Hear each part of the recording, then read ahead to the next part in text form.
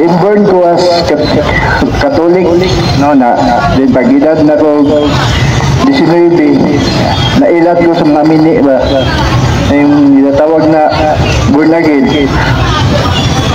O 9 years ko dito na pag-edad na ko 28, ibalik ko sa simbahan sa tinuod na gitukod ni Kristo. Ang tema na ko isoon, pamatud-an ako na si San Pedro, ang unang Santo Papa, bala sa Biblia o tradisyon. Ang simbahang Katoliko nagtuo na si San Pedro mao ang unang Santo Papa. Pinasikad sa mga kasulatan sa Biblia o sa sagrado nga tradisyon. Bisan tuod walay pulong nga papa sa Biblia. Ang iyang papel isip leader sa mga apostol o sa unang simbahan makita sa daghang mga teksto. Mga teksto sa Biblia na gisuportahan sa simbahan.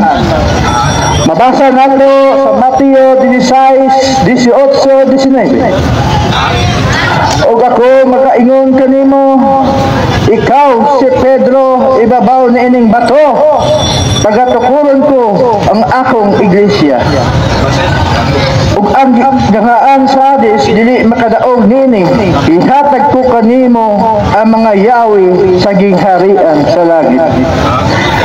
Ang ngalan nga Pedro doon ikan sa Grego na pinulungan nga sa atong Petros nga nagpasabot og bato.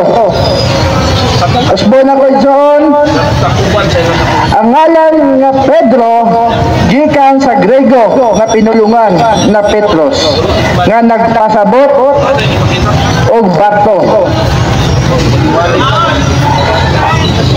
Ang Petra mahimong itandi sa pundasyon sa simbahan. Ang Yahweh sa gingharian nagrepresentar sa otoridad nga sa kultura sa mga Hudyo ug mao ang gahom sa pagpanguna. Mao puna si Pedro doon. Nagipili ni Jesus ang unang Santo Papa sa Roma Katolika. Juan, mabasa nato sa Juan 21, 15, 17.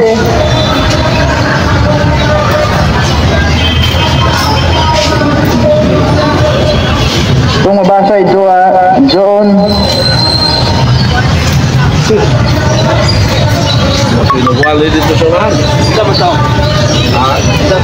Juan 21, 15, 17.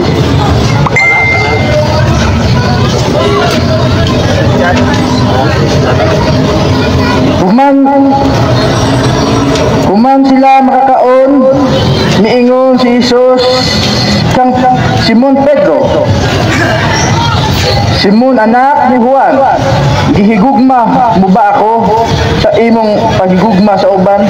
Siya mitubag, oo Ginoo, nasayod ka nga gihigugma mo ako. Si Jesus mingon kanya, ati man na ang akong nating karnero. Unya mingon na usab si Jesus kaniya, Simon anak ni Juan, gihigugma mo ba ako? Si Simon mitubag pag-usab, oo Ginoo, nasayod ka na gigugma ko ikaw. Si Jesus mingon kaniya, ati man na ang akong karnero. Buot pasabot soon gisugo si Pedro nga magbantay ug mag-atiman sa panon sa katawhan sa Dios. Simbolo kini sa usa ka espirituhanong lidrato. Kini nagpakita og personal na pagsalid ni Jesus kang Pedro isip unang Santo Papa.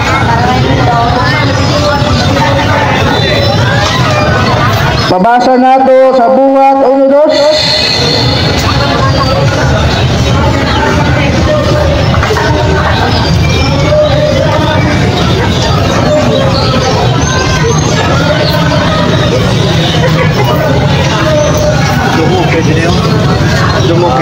Angkod sa adlaw nga gibayaw siya ngadto sa langit sa wala siya bayawa.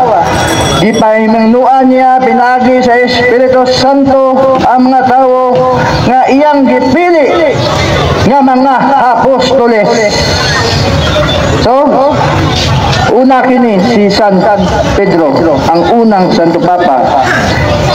Sa pagpili sa kapuli ni Judas, mabasa nato sa Juan 15, buhat 1:15, 26.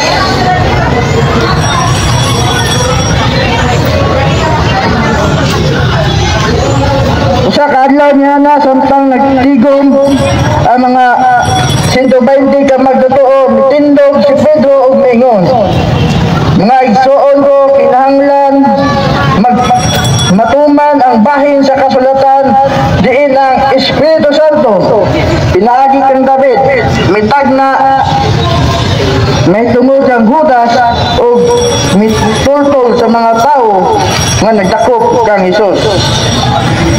Bot pasabot igsoon si Pedro mitindog isip usa ka pamuno sa adlang Pentecostes. Si Pedro ang nagtudlo sa daghang katawan. Buhat 2:14 to 41.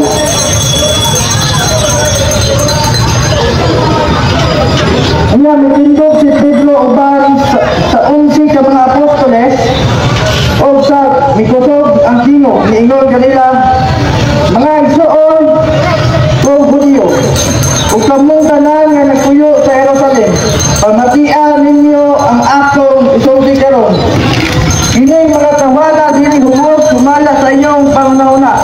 Sanglit alas 9 pa man lang karon sa buntag apan mao kini giingon sa propeta Joel.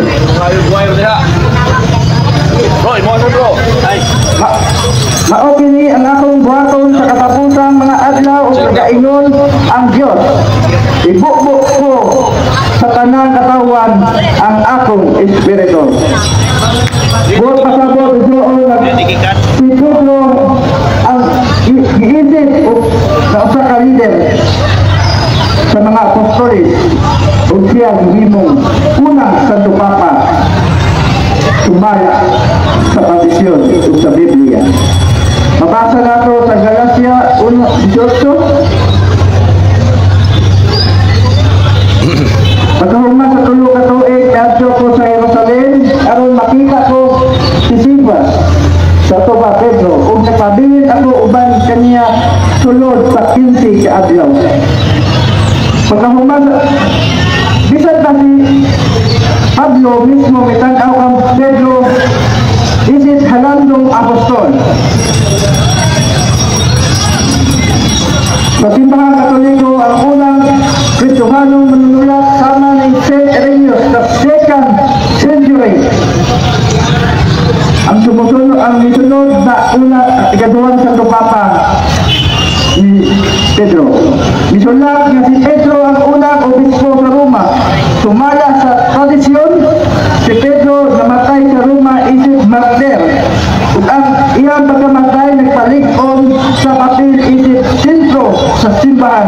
Ang tanang papa nag-iisip nga sunod-sunod sa papel ni Pedro pinaagi sa apostolic succession. Sa ubang na denominasyon o ubang simbahan nga protestante wala ni uyon nga si Pedro mao ang unang papa. Ilang girepresentar nga ang bato sa Mateo 16:18 dili si Pedro kundi ang iyang pagtuo ni Kristo mismo. Apan bisan ni daghang grupo mag-ila gyapon kang Pedro isip importante nga leader. Ang Biblia tradisyon naghatag nga lig-on nga basihan sa nagtan-aw kang Pedro isip unang Santo Papa. Bisan ang walay direktang paggamit sa titulo ng Papa, ang iyang papel isip pundasyon, magbantay sa simbahan o leader sa mga apostol, naghatag o mga mga argumento sa iyang pagkaunang Santo Papa sa kaysayan sa Katolisismo.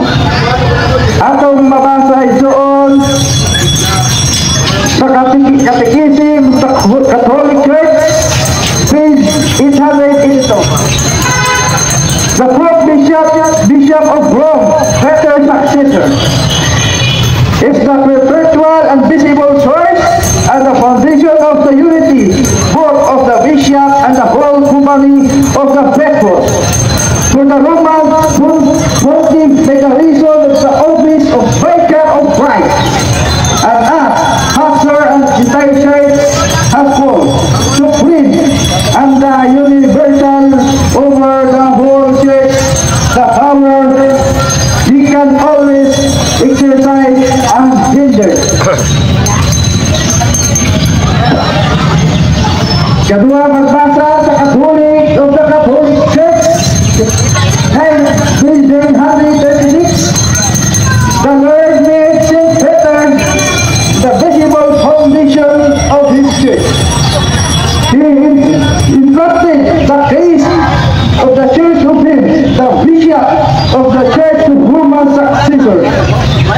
To serve there is the head of the college of bishops, the vicar of Christ, the pastor of the universal church. Buot patabo sa universal throne is Catholic Church.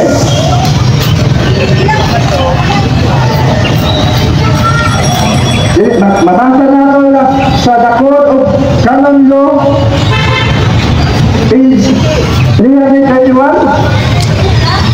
The Bishop of the Roman Church who continues the office given by the Lord uniquely to Peter, the word of the apostles, and to be transmitted to his successors, is the head of college of bishop, the vicar of Christ, and the master of the universal church on earth, by virtue of his theophany doctrine, for immediate and universal ordinary power in the church, is always able to exercise service. So atong yung napamatutan na si Pedro, ang gihatagag authority na magdumaya sa simbahan na gitukod ni Kristo, ang unang Santo Papa, dumaya sa Biblia, ebidensya o referensya. Daghang mga simbahan doon nagsukod-tukod, pero wala'y koneksyon sa mga Santo Papa.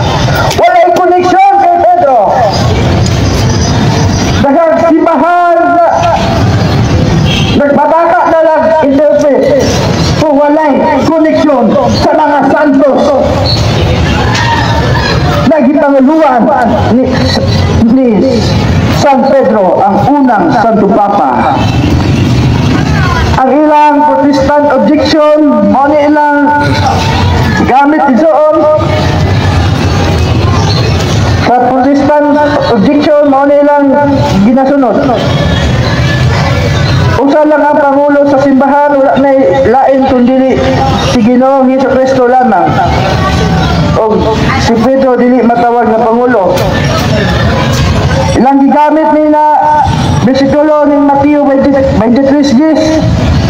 Ayaw usab kamo pagtawag og Pangulo, kay usa ra inyong Pangulo nga mao ang Mesiyas.